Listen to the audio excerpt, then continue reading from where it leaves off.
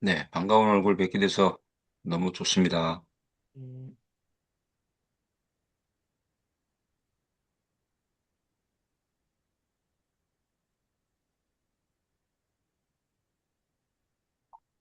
요즘 일교차가 너무 크죠? 네, 그러더라고요. 낮에는 네, 막 너무 덥고. 환절기에는 특히 건강 조심하셔야 됩니다. 음,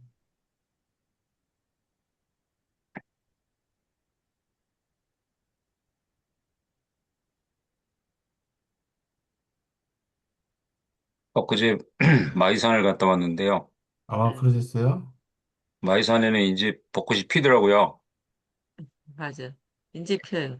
네, 그래서 아니, 진짜 보기 좋았어요. 엊그제 비가 그렇게 오고 막 예, 지금 딱 8시라서. 제가 좀 더, 아니, 간단하게 간단한 건 뭐, 바람이 부는데도 꽃이 하나도 안 아, 떨어지고 그래요? 너무 이쁜 네, 시간을 보내고 왔습니다. 네,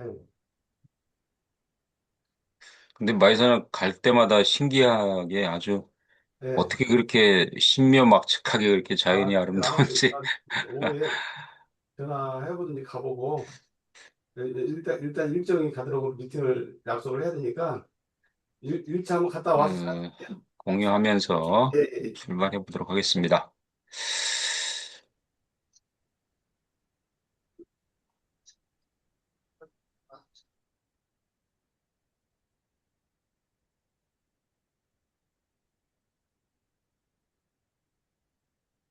그제 한탄강은 혼자 가신 거예요? 아니면 여러분이 같이 가신 거예요? 8명 친구들 부부 동반 아, 갔어요. 부부 동반으로 하셨군요. 네, 한탄강 엄청 좋더라고요. 아, 한탄강도 진짜 아름다운 곳이죠. 볼 때도 많고. 그 꼴짝이 꼴짝이마다 좀 신기하게도 그렇게 형성된 것들을 보면 참 세월이라는 게 세월이 만들어낸 거 아니에요, 다들 맞아요. 멋있더라고요. 인위적으로 만들려고 해도 그렇게 못 만들죠. 외국 갈 필요가 없어. 우리나라가 그렇게. 그러니까 자연이라는 게 그렇게 아름다운데 우리나라에도 사실 못 본 곳들이 너무 많다고 해요. 음, 근데 요즘은 다들 그냥 가방 쓰들고 예, 밖으로 나가느라고 바쁘죠. 음, 오늘은 지금 영양소 가이드가 지금 계속 진행되고 있고요. 엽산 너무 잘 아시죠? 비타민 B9에 대해서 함께 공유하는 시간인데요. 너무나 중요한 영양소이기도 합니다. 저번 주에도 말씀드렸지만 비타민 계열 중에서 비타민 9, 그다음에 비타민 2, 11, 비타민 6, 이 부분이 우리 인간이 살아가는 데 있어서 너무나 중요한 영양소이기도 하고요. 또 엽산을 보통 이제 비타민이라고 하지 않으시는 분들이 너무 많아요. 예, 엽산도 비타민이다. 그만큼 이제 우리가 비타민이라는 얘기보다는 엽산이라는 말을 많이 듣다 보니까 이게 비타민 계열, 비타민 B군인지를 잘 모르시는 분들 많더라고요. 자, 그래서 오늘은 비타민 B9, 엽산에 대해서 같이 한번 공부해 보고요. 또, 엽산이 우리 몸에 기여하는 바도 있고, 또, 항상 영양소는 부작용과 함께 따라간다. 라는 부분을 꼭 염두에 두시면서 출발해 보도록 하겠습니다. 자, 인사드리고 출발하겠습니다. 김동호 인사드리겠습니다. 네, 반갑습니다. 공유하고요. 네. 출발합니다.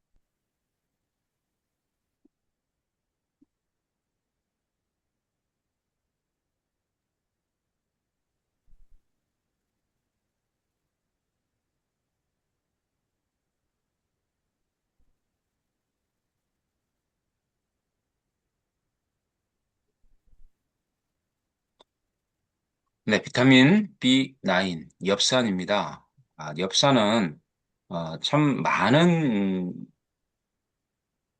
일들을 하는 영양소 중에 하나이지만 그 중에서도 우리 몸에서 꼭 없어서는 안 되는 영양소이기도 합니다. 그래서 보통 이제 우리가 아, 영양소를 얘기할 때에 가장 중요하게 얘기하는 것 중에 하나가 그 영양소가 하는 기능성이 무엇인가에 대한 문제를 얘기하잖아요.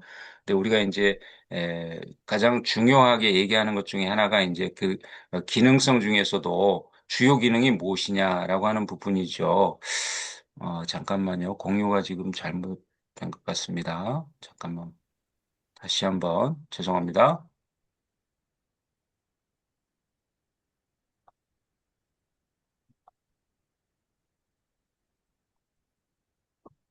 음,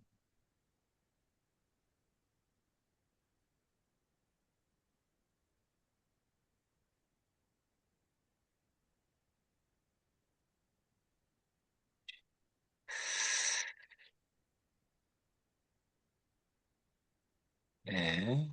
시작하겠습니다.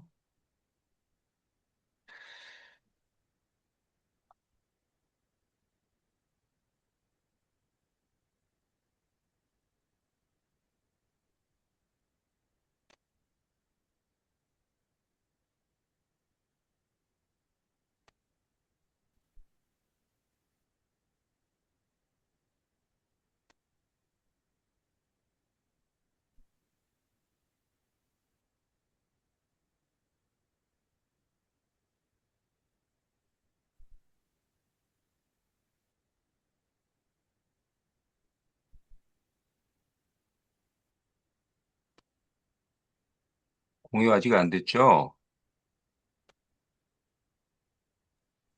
지금 이제 되려고 얼굴이 잘 나오는데요? 아니, 화면은 잘 나오는데. 공유가 지금 공유가 안 된 것 같아요.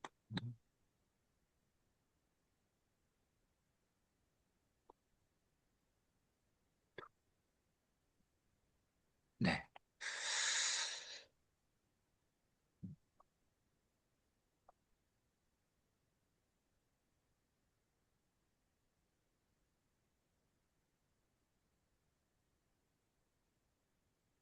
네. 지금 공유 됐습니까? 네.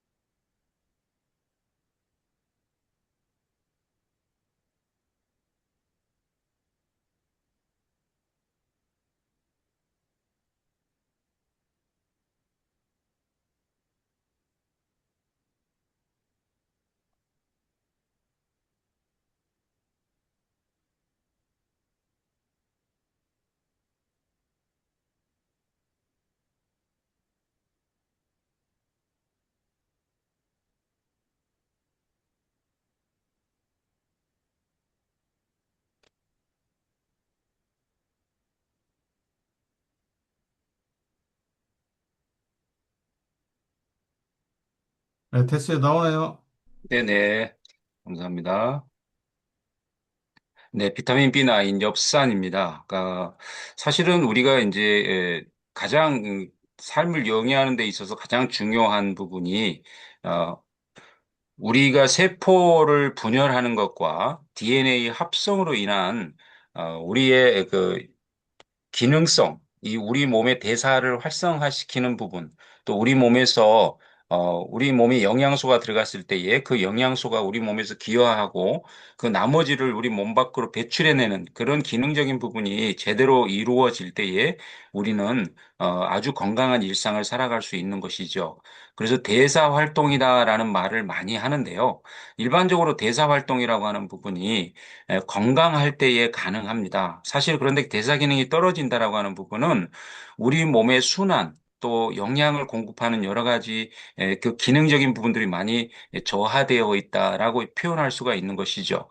그런데 중요한 것은 비타민 B9, 엽산은 우리가 일생을 살아가는 데 있어서 가장 시작점이 출생인데요.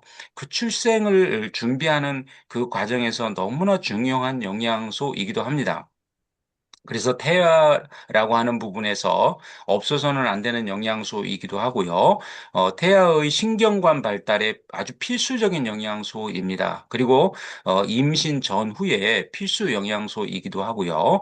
그래서 이제 임신을 준비하거나 임신 중에 계실 때에 보통 이제 우리가 엽산을 많이 권유하고 엽산은 필수로 섭취해야 된다라고는 어떤 그런 상식을 가지고 있는 것 또한 사실이기도 합니다. 왜 그럴까요? 혈액을 생성하고 호모시스테인이라고 하는 혈액의 농도를 낮춰서 혈관 건강을 돕는 역할을 하기 때문에 그렇습니다. 조금 전에 말씀드렸듯이 태아 발달 이게 너무나 중요한 기여하는 바가 커서 세포 분열 또는 활발한 임신 초기의 태아의 신경관 결손 이런 부분들 또 뇌를 형성하는 그런 뇌의 또 그런 부분에 굉장히 중요하게 작용을 하기 때문에 임신 3개월 전부터 이제 섭취가 권장되는데요. 보통 우리가 이제 임신을 준비할 때에 가장 먼저 권유하는 게 엽산을 먼저 섭취하기를 원하죠. 그런 부분들에 대해서 이제 중요하게 기여하는 바가 있기 때문에 그렇고요. 자, 그래서 이제 임산부를 위한 영양을 한번 같이 살펴볼 텐데요. 가장 중요한 부분은 엽산입니다.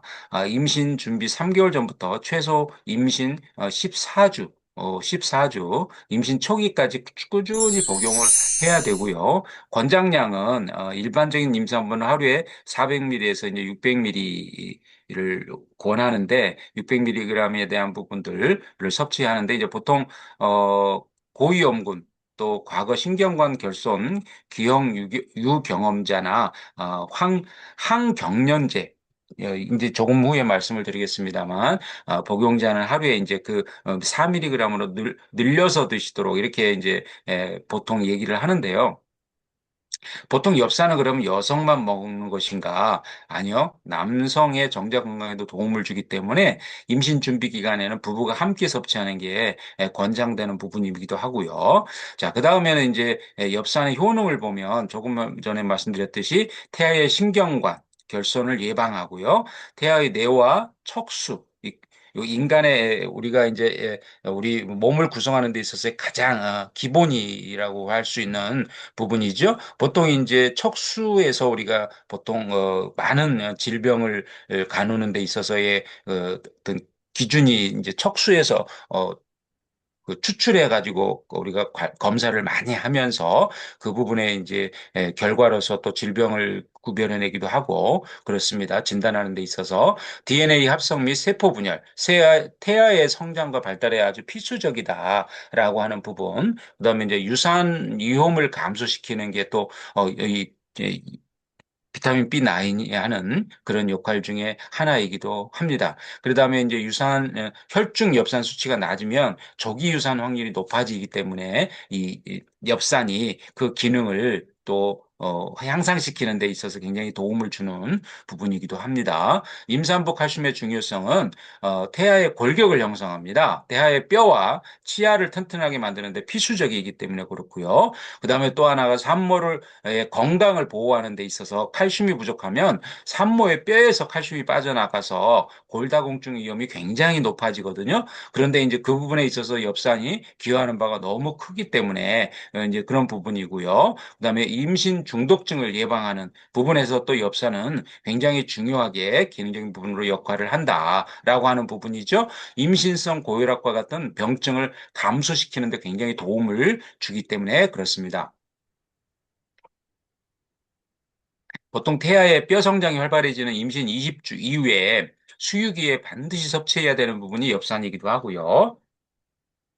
한국인 임산부 영양 섭취 기준상 일일 700mg, 보통 이제 500mg에서 700mg을 권장을 하는데요. 권장되지만 실제 태아의 성장을 고려해서 25주 이후부터는 일일에 1000ml에서 1200mg 정도를 섭취하는 것이 좋다는 그런 연구 결과가 나와 있습니다.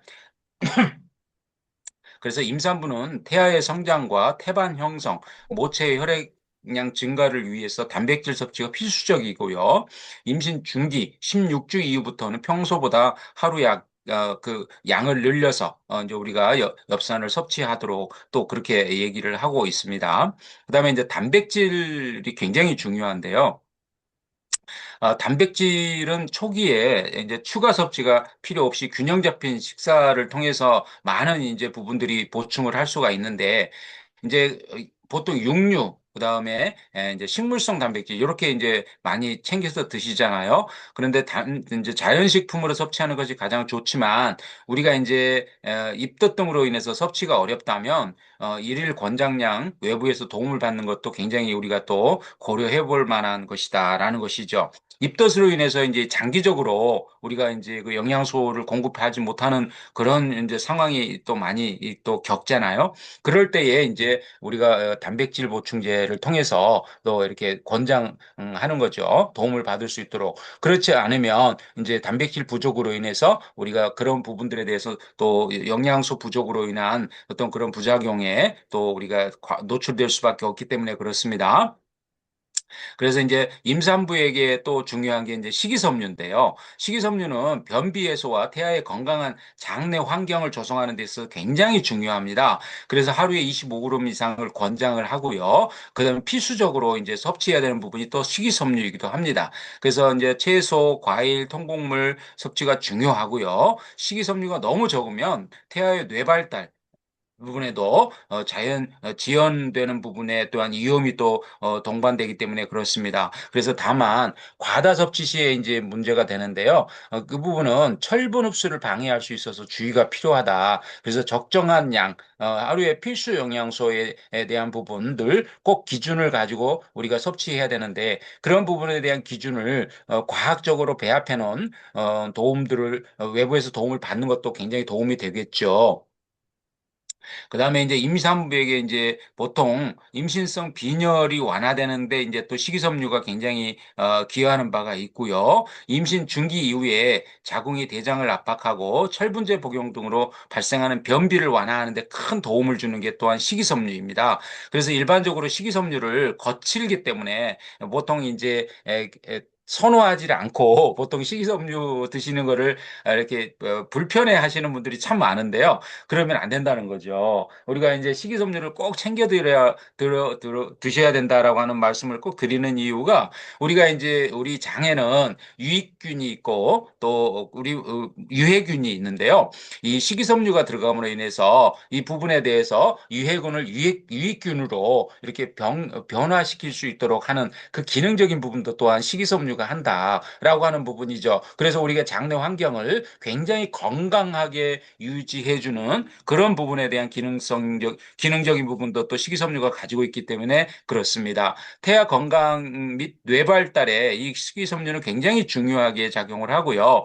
보통 이제 장청, 내청이라고 하잖아요. 우리가 장과 뇌가 연결되어 있습니다. 그래서 신경학적으로 보면 뇌의 신경이 발달해야지만 장도 건강해지고 또 면역 건강도 거기에 따라서 우리가 장 건강에 따라서 면역 건강도 또한 함께 건강해지는 부분으로 작용을 하는 것이죠. 그다음에 이제 체중 관리, 적정 체중 유지를 도와주고요. 임신성 당뇨나 과도한 체중을 증가되는 것을 막아주는 게 또한 식이섬유이기도 합니다. 왜요? 지방 또 체지방을 또 끌고 이렇게 밖으로 나오는 역할을 또 이렇게 식이섬유가 하기 때문에 그렇지요. 그래서 이제 적정량을 섭취하는 게 굉장히 중요하고요. 그다음에 이제 식이섬유를 드실 때는 항상 물을 충분히 드셔야 된다. 수분 섭취가 병행되지 않으면 변비로 또 발전될 수밖에 없어요. 왜요? 식이섬유는 팽창되는 성질이 있기 때문에 그런 부분에서 우리가 그 식이섬유에 대한 부분에 대한 섭취에 대해서 물과 함께 섭취하셔야 된다라는 말씀을 꼭 드리는 거죠. 그다음에 식이섬유를 먹을 때는 물을 충분히 마셔야 변비 해소에 도움을 우리가 효과를 충분히 볼 수 있기 때문에 그렇습니다. 임산부는 태아 성장과 혈액량 증가로 인해 철분, 구분량이 급증하므로 보통 임신 16주에서 20주부터 분만 후에 1, 2개월까지 식사만으로는 필요량을 채우기가 어렵습니다. 그래서 빈혈까지 200mg까지 증량할 수 있도록 우리가 이제 철을 굉장히 많이 권장을 하잖아요. 엽산하고 철은 사실은 필수로 드셔야 되는 영양소이기도 합니다. 근데 제가 지금 말씀드리고 있는 이 영양소들 하나하나가 진짜 임산부에게는 꼭 필요한 영양소이기 때문에 요즘에 이제 저희 나이쯤 되면 보통 자녀분들이 이제 결혼을 하고 또 임신을 하는 그런 이제 시기이기도 하죠. 그런데 보통 영양소들을 임산부들이 그 자기 성향에 맞게 이렇게 섭취하는 경우가 참 많아요. 그래서 철분은 참 무겁습니다. 그리고 무겁고 또 어떻게 보면 체질적으로 또 굉장히 그 부작용을 이 나타나는 경우도 참 많아요, 철분은. 그런데 16주에서 임신 16주에서 20주 사이에 이 철분이 부족하면 임신성 빈혈, 이런 부분으로 많이 또, 우리가 발전을 하기 때문에 굉장히 중요하게 권장되는 영양소입니다. 또 보통 요즘은 이제 쌍둥이들을 많이 임신을 하잖아요. 그런데 이 쌍둥이가 들어가 있을 때는 함량을 좀 더 늘려서 드셔야 된다라고 하는 부분이죠. 보통 이제 일반 임산부는 보통 하루에 30mg을 이제 권장을 하는데요. 빈혈이 있거나 다태아, 쌍둥이 있는 경우에는 60에서 100mg 이상을 권장을 하고 있습니다. 그래서 보통 철분에 대한 부분은 우리가 양을 그렇게 이제 조금 더 부분적으로 또 증량해서 드시는 부분도 항상 염두에 두셔야 된다라고 하는 거 말씀을 드립니다. 식후에 즉시 복용이 일반적이어야 되고요. 이장자계가 심하면 식사 직후 또는 취침 전에 복용을 권장을 하고요. 철분이 보통 이제 그 아주 강하게 작용하는 부분들이 있기 때문에 위장이 약하다거나 위장에 상처가 있는 분들은 이런 부분들을 굉장히 좀 염두에 두시고 섭취를 하시는 게 굉장히 좋겠다라고 하는 것이죠. 비타민 C가 풍부한 오렌지 주스나 채소 함께 섭취할 때에 또한 또 철분이 또 흡수력을 높이는 부분도 또 있습니다.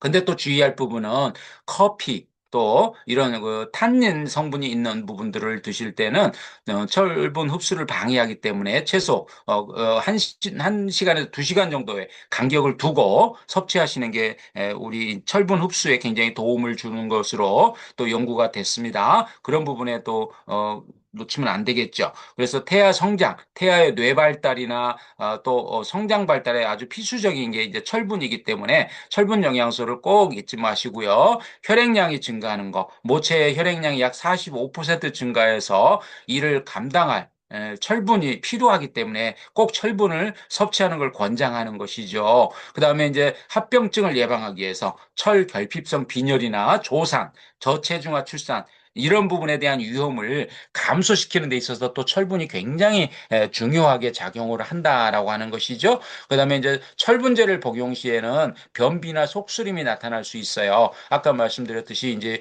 위장의 상처나 위장이 약하신 분들 이런 분들에게 굉장히 민감하게 또 나타날 수 있는 부분이기 때문에 채소와 물 또 이렇게 자기 전에 또 이렇게 드시는 게 좋겠다라는 거, 그리고 식사하기 바로 전에 드시는 거를 권장을 드립니다. 그래서 임신성에 이제 또 한 가지 또 영양소가 가장 중요한 부분이 지방인데요.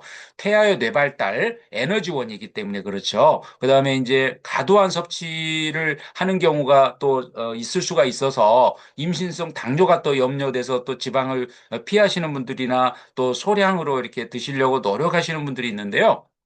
어떤 영양소든지 균형 있게 우리가 섭취하는 게, 공급하는 게 굉장히 중요하다라는 거죠. 특히 이제 포화지방과 트랜스지방을 줄이고 건가류 또는 생선, 건강한 불포화 지방산을 섭취해야 되는데요. 팔주 이후 증가하는 중성지방 수치를 관리하는 것이 매우 중요합니다. 그래서 임신이 8주가 넘어가면은 이제 보통 지방을 보통 이제 과하게 이제 입덧하면서 또 이렇게 여러 가지 그 드시는 것들이 다양하잖아요. 근데 이제 주로 지방을 또 원하는 그런 또 입덧도 있어요. 그럴 때에는 굉장히 자제를 해야 되겠죠. 그러면서 또 그 부분에 있어서 관리하는 부분이 굉장히 중요하게 작용할 수밖에 없어요. 임신성 당뇨가 뒤따라오기 때문에 그렇죠. 태아의 이제 임신 중 지방의 중요성은요. 태아의 뇌를 발달시키고 신경계 발달에 아주 필수적인 영양소이기 때문에 그렇습니다. 그래서 영양 공급하는 부분에서는 임산부의 원기 회복에도 굉장히 도움을 주는 게 또 지방이고요. 철분 흡수를 돕는 중요한 에너지원이기도 합니다. 그래서 지방은 지금 제가 말씀드렸던 여기 있는 영양소들 하나하나가 모두가 다 또 연합해서 또 우리 몸의 기능적인 부분들 또 태아의 또 성장 에 굉장히 중요하게 작용하기 때문에 그런 부분에서 우리가 이제 권장하는 영양소이기도 하다라는 말씀을 드립니다. 임신 중에는 신체 변화가 많이 일어나잖아요. 그런데 이제 임신 8주 이후부터는 호르몬 변화가 일어납니다. 그래서 혈중 콜레스테롤과 중성지방 수치가 자연스럽게 상승하는데 이런 부분에 있어서 이제 또 지방을 관리하는 데 있어서 굉장히 민감하게 관리를 하셔야 된다. 그래서 임신성 당뇨가 있는 경우나 고중성 지방 혈중 이런 부분에 노출되어 있다라면 이런 지방에 대한 고지혈증 위험에 굉장히 민감하게 관리하는 그런 이제 시간이 필요하다라는 말씀을 드립니다. 그래서 엽산이라고 하는 부분은 비타민 B군에 속하는 비타민이고요. 자, 엽산이 비타민 B군이 아닌 것으로 이제 아시는 분들도 많고, 엽산 하니까 비타민군에 포함되어 있는 영양소라는 걸 잘 모르시는 분들이 많더라고요. 그래서 헤모글로빈 형성과 조혈 인자로서 작용하는 부분이 이제 엽산인데요. 헤모글로빈 형성과 적혈구 생성의 가장 핵심적인 조혈 작용을 하는 인자라고 말씀을 드릴 수가 있는 것이죠. 그래서 적혈구 생성 인자라 말씀을 드리고, 또한 헤모글로빈의 구조적 완성을 위해서 철분과 다양한 비타민이 필수적으로 관여하는데요. 그곳에 이제 비타민 9, 이 엽산이 굉장히 중요하게 역할을 하는 것이죠. 핵심적인 조혈 인자로서 이 이제 엽산이 작용을 하는 거고, 신장에서 산소 부족을 감지하면 분비되는 호르몬으로 골수를 이동해서 적혈구 정구세포를 자극해 적혈구 생산을 촉진하는데 이 엽산이 부족하면 그 작용이 굉장히 떨어집니다. 그래서 적혈구 수가 증가하면 산소 운반의 핵심 단백질인 헤모글로빈의 양도 함께 증가하기 때문에 이 엽산이 그 작용을 조절하는 그런 부분에 이제 조혈 인자로 작용을 하기 때문에 굉장히 중요하게 작용하는 것이죠.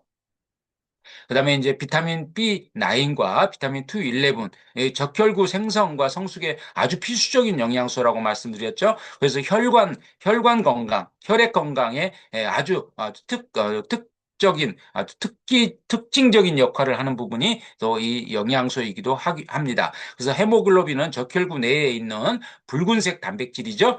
우리가 이제 빨갛게 이렇게 보통 이제 표현을 하고요. 또 현실적으로도 빨갛습니다. 그래서 몸 전체로 이제 산소를 운반하는 역할을 하는데요. 이 얼마나 중요합니까? 우리가 산소가 사실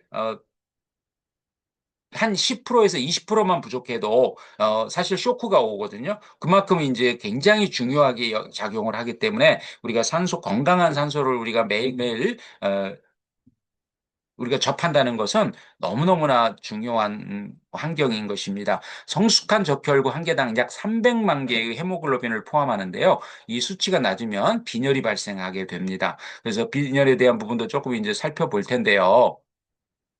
어, 헤모글로빈의 주요 기능은 산소 운반하는 역할을 하고요. 이산화탄소를 배출합니다. 그래서 조직에서 대사 노폐물인 이산화탄소를 폐로 가져와서 체외로 배출하는 부분을 돕는 것이 또한 헤모글로빈이기도 한 것이죠. 그래서 헤모글로빈은 사실은 굉장히 질적으로 또는 양적으로 꼭 그 기준을 지켜줘야 되는 부분이 중요하다라고 하는 것이죠. 완충작용, 혈액의 pH, 산성도를 일정하게 유지하는 역할을 또한 헤모글로빈이 하는 것이죠. 그래서 헤모글로빈 수치를 적정량을 지켜주는 것은 너무나 중요한 것이죠. 일반적으로 혈액 100mg당 성인 기준 12에서 14g 이상의 헤모글로빈이 포함되어 있어야 되는데요. 이 부분이 부족할 때 이제 10 이하로 떨어지면 빈혈 증상이 악성 빈혈로 또 진행되기도 하기 때문에 굉장히 중요합니다. 그다음에 이제 당화혈색소에 대한 기준을 또 가져가는 부분이 또 헤모글로빈이기도 하고요. 그래서 이제 보통 이제 우리가 병원에 가서 당화혈색소를 측정을 할 때에 보통 이제 한 3개월, 1개월에서 3개월의 평균 혈당 상태를 반영해서 당뇨병을 진단하는데 이때 이제 진단하는 부분의 기준이 헤모글로빈의 수치를 기준으로 이제 그 당뇨병, 이제 당화혈색소에 대한 부분으로 당뇨병에 대한 진단을 한다는 것이죠. 그래서 헤모글로빈은 척추 동물의 혈액순환에서 가장 필수적인 역할을 하는 요소 중에 하나이기도 합니다. 그다음에 이제 태아의 보통 이제 신경계와 혈관은 임신 초기부터 매우 급격하게 발달하는데요. 생명 유지의 기반을 형성하는 부분이기도 하겠죠. 그래서 이때에 이제 필요한 부분이 엽산이기 때문에 혈관은 수정 후에 3주경부터 형성되고 심장 박동을 시작하고 신경계는 4주경부터 신경관이 형성됩니다. 그래서 뇌와 척추를 중심으로 12주경부터 기능적 구조를 갖추고 출생 전까지 지속적으로 뇌세포를 증식시키는데요. 가장 먼저 발달하는 부분이 이제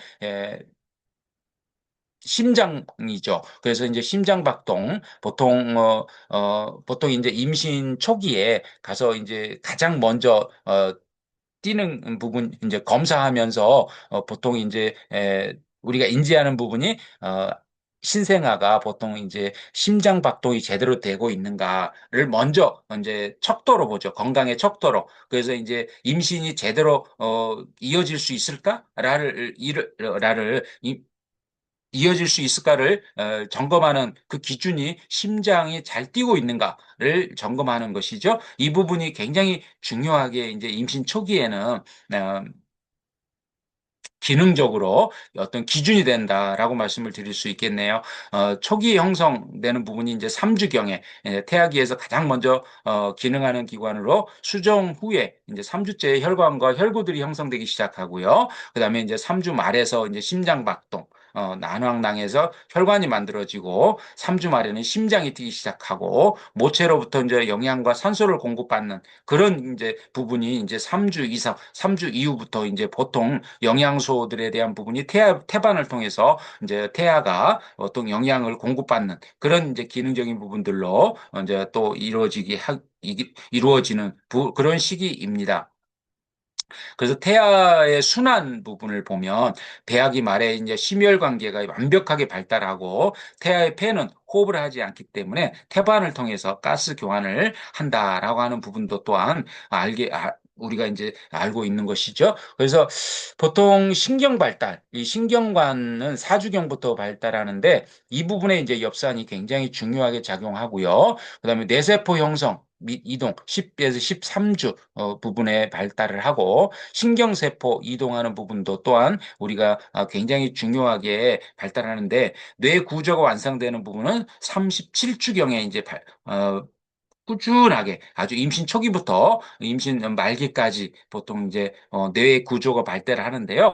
피질이 거의 완성되는 시점이 보통 37주경이다. 그래서 어른과 비슷한 약 1천억 개의 신경세포를 갖게 되는 부분이 보통 이제 보통 태아의 신경관 혈관 발달에 아주 중요하게 작용하는 부분이 엽산이기 때문에 엽산에 대한 섭취 굉장히 중요하게 강조된다라는 말씀을 드리죠. 엽산의 금호식품을 보면 보통 이제 시금치나 깻잎 같은 푸른 잎 채소에 굉장히 많이 들어가 있습니다. 그래서 이제 양배추, 골드귀, 오렌지, 콩 이런 부분에 많이 들어가 있고요. 그다음에 이제 동물에게는 동물의 간에 굉장히 중요하게 많이 들어있다라고 하는 것이죠. 그럼 엿산은 어떤 사람에게 필요할까요? 유아기, 성장기, 임신기, 수유기에 굉장히 중요하게 작용하는 부분입니다.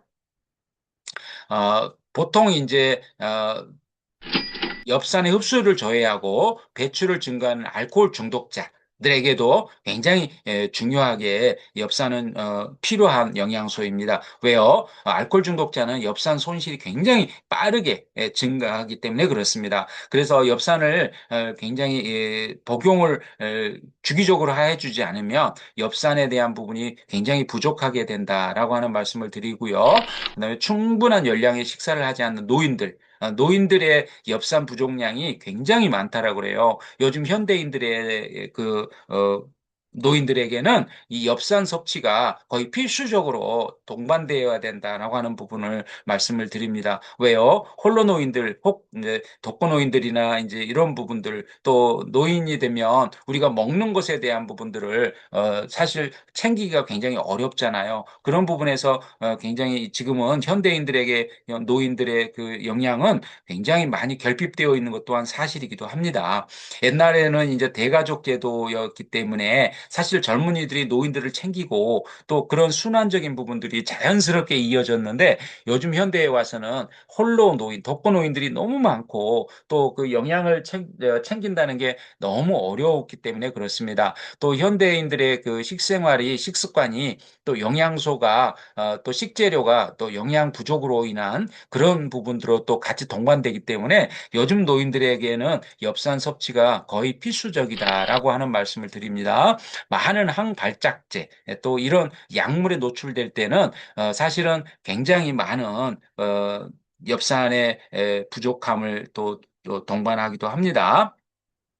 항경련제라고도 표현을 하는데요. 뇌의 과도한 전기적 흥분을 억제하는 뇌전증, 간질이라고도 우리가 말을 하잖아요. 그 발작을 예방하고 치료하는데 이 엽산이 굉장히 중요하게 기여하는 바가 큽니다. 그래서 발작의 빈도와 강도를 줄여서 일상생활을 아주 평안하게 살아갈 수 있도록 하는 것이죠. 규칙적인 복용을 통해서 이제 보통 이제 그 발작제를 드시는데 이 발작제에 이제 그 엽산을 손실되게 하는 부분이 또 동반되기 때문에 엽산을 따로 충분하게 챙겨 드셔야 된다라고 하는 말씀을 드리는 것이죠. 그다음에 이제 궤양성 결장염, 이제 보통 민감하게 반응하는 대장 증상이죠. 보통 이제 만성적인 염증과 궤양이 발생하는 원인 불명의 만성 재발성 질환인데요. 보통 이제 요즘 현대인들에게는 이런 질병들이 굉장히 많아요. 그래서 노출되는 부분이 굉장히 크기 때문에 이런 부분들, 궤양성 결장염 치료제를 드시고 계시는 분들, 또 혈변, 설사, 복통이 주증상이고요. 주로 직장에서 시작해서 위쪽으로 연속적으로 퍼지는 특징이 있는데 이런 부분에 노출되어 있다라면 엽산을 더 챙겨 드셔야 된다라고 하는 부분도 말씀을 드립니다. 그래서 이제 서구화된 식습관으로 인해서 20대에서 30대 젊은 층에서 증가하는 추세이기도 하고요. 증상이 호전되었다고 약을 함부로 중단하는 부분도 있지만 그런 부분에 있어서의 이제 그런 부분들은 또 의사와 상담을 하셔야 되는 부분이기도 하고요. 또 그래서 엽산을 챙겨 드시는 부분에 있어서 부족함이 없도록 하셔야 된다라고 하는 것이죠. 엽산이 결핍되면 빈혈과 또 혈관 질환이 발생합니다. 그래서 이제 악성 빈혈로 사실은 진행이 돼버리면 굉장히 어려운 삶을 살 수밖에 없고 또 거기에 따르는 부작용이 동반되기 때문에 굉장히 불편합니다. 그래서 이제 비정상적으로 크고 미숙한 상태의 거대 적혈구가 형성됨으로 인해서 빈혈에 노출될 수밖에 없기 때문에 예, 이제 보통 체내 엽산 섭취가 부족하면 체내 호모시스테인의 수치가 상승하고 혈관 질환 특히 심장마비와 뇌졸중 위험이 증가하는 부분으로 우리가 많은 또 연구 결과들이 발표되고 있기도 합니다. 그래서 엽산이 부족할 경우에 저체중아를 출산하게 되고요. 조산, 그다음에 태아의 성장 지연을 발생됨으로 인해서 신경관이 결손되는 그런 대표적인 종류로는 문해증, 척추 갈림증 등 이런 부분에 이제 태아를 또 우리가 태아로 건강하지 않은 태아를 우리가 출산할 수 있기 때문에 엽산에 대한 부분을 사실 아무리 강조해도 부족함이 없는 영양소다라는 말씀을 드립니다. 빈속의 엽산 기능성의 섭취는 조심해야 되고요. 아까 조금 전에 말씀을 드렸죠. 엽산을 드실 때는 꼭 식사 전, 민감하게 반응하시는 분이라면 식사 전에 꼭 드시고, 그 다음에 이제 자기 전에 드시는 게 우리가 수면을 취하기 전에 꼭 드시는 것을 권장을 합니다. 비타민 B211 결핍은 거대적 아구성 빈혈로 인한 만성 피로, 무기력증, 그 다음에 창백함, 그다음에 숨참 증상을 유발할 수 있는데요. 신경계 손상으로 인해 손발 저림, 감각 이상, 그다음에 운동 실조 및 인지 기능 저하가 올 수도 있다. 치매나 우울증이 동반되는 부분이 올 수 있다라고 하는 부분입니다. 그래서 비타민 211과 비타민 B9은 너무나 중요한 영양소이다라고 하는 것이죠. 그다음에 혈액학적 이상으로는 빈혈을 이제 동반하게 되는데요. 거대 아구성 빈혈에 노출될 수밖에 없다는 것이죠. 그래서 이제 적혈구 수가 감소하고 비정상적으로 커짐으로 인해서 발생하는데요.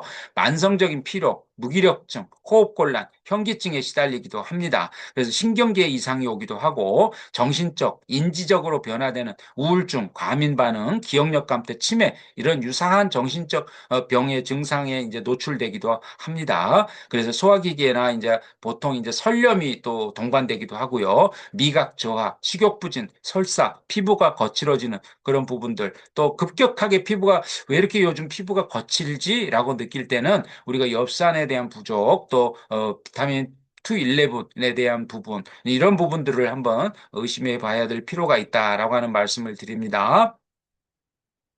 그다음에 이제 엄격한 채식주의자들 있죠. 요즘 참 많은 던데 비건주의자들이 그런 부분들에 또 엽산이 부족할 경우가 많아요. 그다음에 비타민 211도 부족할 경우가 많고요. 그런 부분들은 꼭 이제 그런 분들은 엽산을 따로 챙겨 드셔야 된다라고 하는 것이죠. 그런 부분들도 또한 우리가 상식적으로 주변에 계신 분들과 함께 나누면 참 좋겠습니다.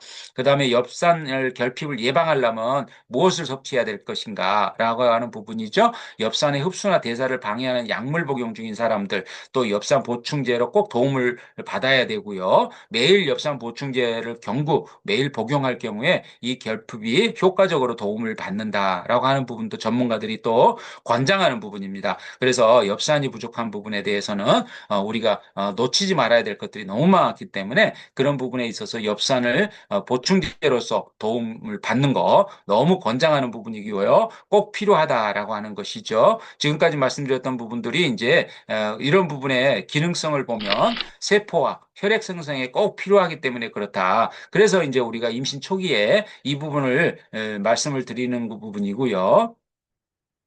그다음에 태아의 신경관의 정상 발달에 필요하기 때문에 그렇습니다. 그래서 비타민 B6, 비타민 B9 이런 부분들에 이제 우리가 꼭 노출돼야 될 부분들이 있기 때문에 조금 말씀을 드리고요. 그다음에 이제 우리가 돼야 될 부분이 혈액, 호모시스테인 수준을 정상으로 유지하는 데 있어서 이 비타민 9은 너무나 중요하다라고 하는 것이죠. 기능적으로 작용하는 데 있어서 한번 내용을 보시면 알겠습니다만 세포와 혈액이라고 하는 부분은 우리의 이제 우리가 신체를 유지하는 데 있어서 가장 먼저 또 생성되고 또 작용하는 부분이기도 하죠. 가장 중요하게 작용하는 부분, 태아의 신경관, 정상 발달에 굉장히 필요하다라고 하는 말씀을 드리면서 영양소에 대한 부분을 정리를 해봤는데요. 혈액시 호모시스테인 수준을 정상으로 유지하는 데 있어서의 이 엽산은 너무나 중요하다. 호모시스테인 기능에 대해서도 말씀을 드렸습니다.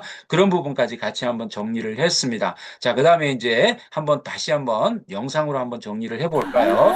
엽산이구나. 전연 혈관 해독제 삼총사 비타민 엽산.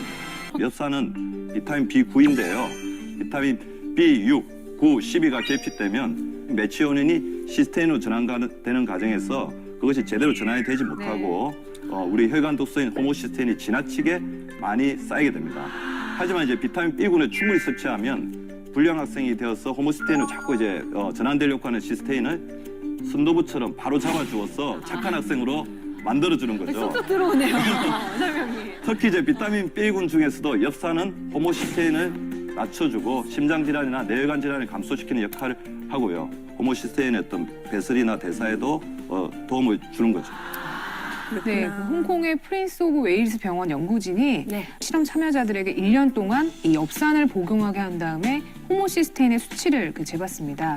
그랬더니 복용 전과 비교해서 12%나 낮아진 것으로 나타났습니다. 또한 그 영국의 사우스햄튼 종합병원의 연구진이 매일 0.8mg의 엽산을 섭취해서 혈청에 있는 호모시스테인의 농도를 3마이크롬 정도 감소를 시켰더니 이 허혈성 심장 질환을 16%나 감소시켰고 그리고 뇌졸중을 24% 감소시킨 것으로 나타났습니다. 네. 네, 사실 지금 이름이 엽산이잖아요. 이 엽자가 바로 잎사귀 엽자입니다. 그래서 일반적으로 잎채소를 우리가 충분히 먹으면 크게 부족하지는 않는데요. 우리나라 성인 남녀의 엽산의 평균 필요량이 하루에 320 마이크로그램입니다. 근데 여기에다가 임산부인 경우에만 하루에 200 마이크로그램을 더 이제 섭취해야 한다라고 권장을 하고 있고요. 비타민 B9으로 불리는 엽산은 태아의 신경과 혈관 발달에 중요한 역할을 하기 때문에 임신부가 챙겨야 할 필수 영양소입니다. 엽산 섭취를 하면 기형아 출산하지 않고 좋다고 해서 먹었고요. 남편도 임신 준비할 때 같이 먹으면 좋다고 해서 잠깐 먹었던. 그런데 임신이나 수유 중인 여성뿐 아니라 성인 남성에서도 엽산 섭취가 중요하다는 연구 결과가 나왔습니다. 질병관리청 국립보건연구원이 40세 이상 성인 2만 1천여 명을 12년간 추적 조사한 결과 엽산이 만성 질환으로 인한 사망 위험을 낮춰주는 것으로 나타났습니다.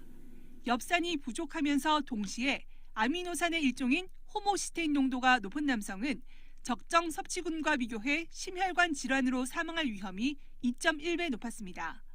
암으로 사망할 위험도 1.4배로 나타났습니다. 호모시스테인은 황함유 아미노산으로 비타민 B군 섭취가 부족하거나 흡연, 과도한 음주 시 혈중 농도가 증가합니다.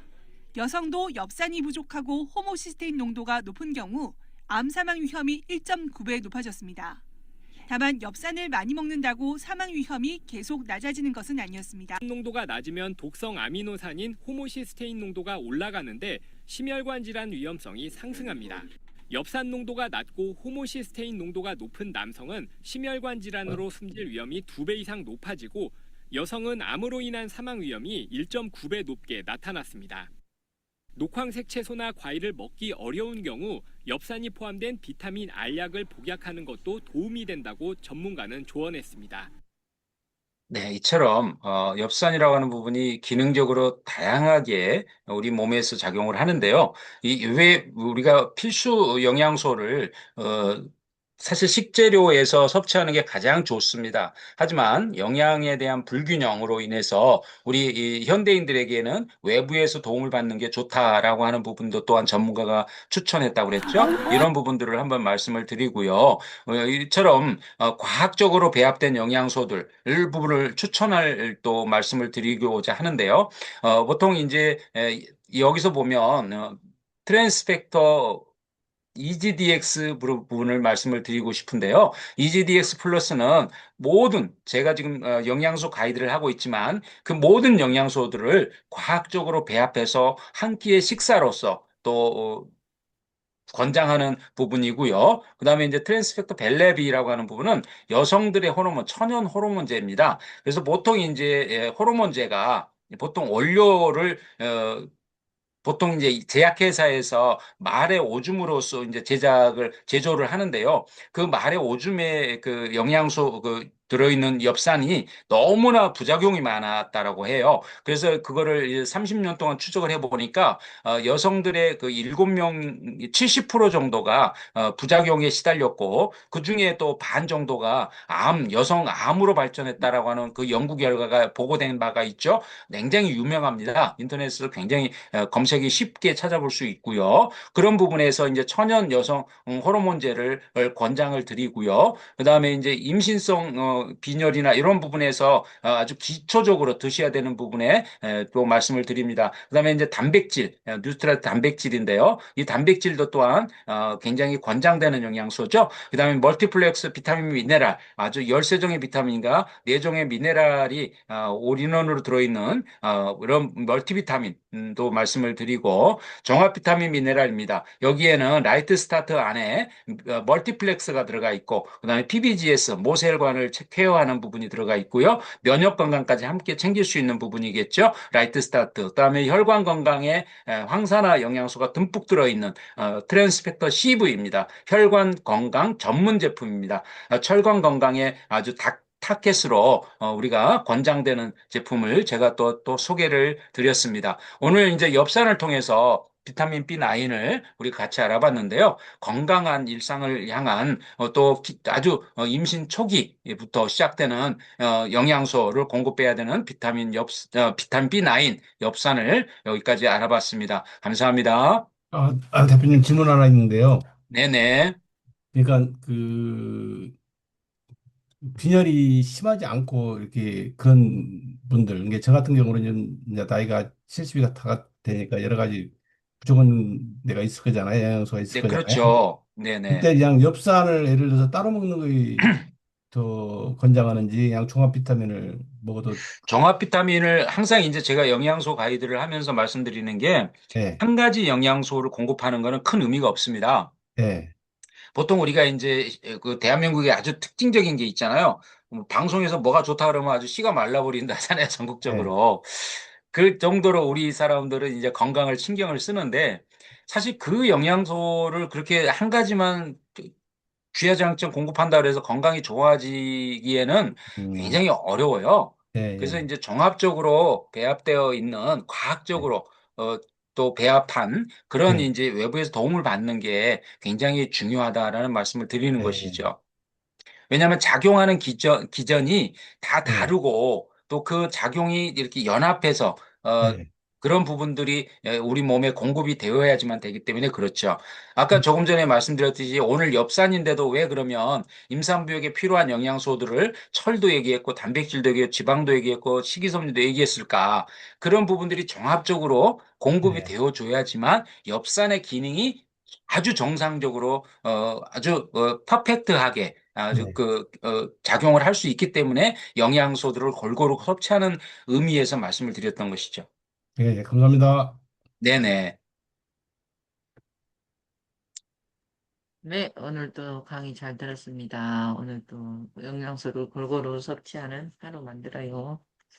네, 감사합니다. 수고하셨습니다. 감사합니다. 네, 수고하셨습니다. 좋은 하루 되세요. 예. 네.